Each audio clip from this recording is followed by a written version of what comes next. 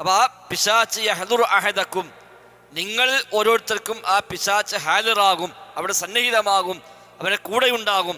ഇൻദ കുല്ലി ശൈഇൻ മിൻഹു, അവന്റെ എല്ലാ കാര്യത്തിലും പിശാച്ച് അവന്റെ കൂടെ ഉണ്ടാകും. ഹത്താ യഹ്ദുറഹു ഇൻദ തുആമിഹി, ഹത്താ എത്രത്തോളം എന്നാൽ യഹ്ദുറഹു, അവന്റെ അടുക്കൽ ഹാജരാകും.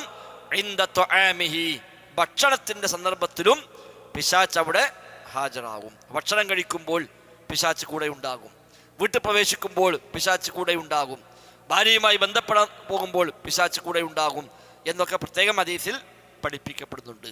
ബിസ്മി ചൊല്ലി വാതിലടച്ചാൽ പിശാച്ച് പറയും ലാ മബീതലക്കും, കൂടെയുള്ള അനുയായികളോട് പിശാച്ച് പറയും ഇവിടെ രാത്രി കിടക്കാൻ പറ്റൂല എന്ന് പറഞ്ഞ് പിന്മാറിപ്പോവും. രാത്രിയാണ് ആ ദിവസം വന്നത്, രാത്രി അടക്കുമ്പോഴാണ് പറഞ്ഞത് രാത്രി പാത്രങ്ങൾ മൂടി വെക്കുമ്പോൾ ബിസ്മി ചൊല്ലി അടക്കുക, അതേപോലെ ലൈറ്റ് ഓഫ് തീ കെടുത്തുക, വാതിലടക്കുമ്പോൾ ബിസ്മി ചൊല്ലി അടക്കുക, അതൊക്കെ പറയാണ്. അപ്പം രാത്രി നമ്മുടെ വീട്ടിൽ താമസിക്കാൻ പിശാച്ച് ശ്രമിക്കും, ഈ വീട്ടിൽ താമസിക്കാം, അതിനായി ഒരുങ്ങി വരും. ആ ബിസ്മിൻ ചൊല്ലി വാതിലടക്കുമ്പോൾ ലാ മബീതലക്കും, നിങ്ങൾക്കിവിടെ താമസിക്കാൻ പറ്റൂല എന്ന് പറഞ്ഞവൻ പിന്മാറി പോകും. ഭക്ഷണം കഴിക്കുമ്പോൾ പിശാച്ച് കൂടാൻ വേണ്ടി വരും. ബിസ്മി ചൊല്ലി ഭക്ഷണം കഴിക്കുമ്പോൾ നിങ്ങൾക്കിവിടെ ഭക്ഷണമില്ല എന്ന് പറഞ്ഞവൻ പിന്മാറിപ്പോകും. ഇല്ലെങ്കിൽ അവനും അതിൽ പങ്കുചേരും എന്നൊക്കെ ഹദീസിൽ പഠിപ്പിക്കപ്പെടുന്നുണ്ട്.